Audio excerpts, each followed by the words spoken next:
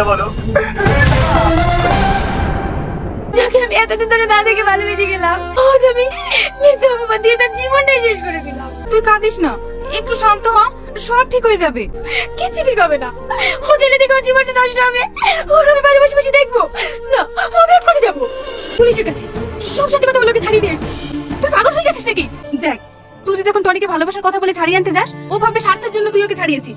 তুই ওকে ছাড়াবি, কিন্তু প্রেমিকা হিসাবে নয়, ভালো বন্ধু হিসাবে। তুমি একটা স্টুডেন্ট হয়ে তোমার তো মাথা কুবুদ আসে কি করে? এই ভুল আর হবে না স্যার, আপনার কাছে বিনীত অনুরোধ, এই নির্দোষ ছেলেটাকে ছেড়ে দিন। ঠিক আছে, ওকে ছেড়ে দাও। টনি, ও আমার ভুল হয়ে গিয়েছে, তুই আমাকে ক্ষমা করে দাও। আজ টনির সাথে দেখা হলো?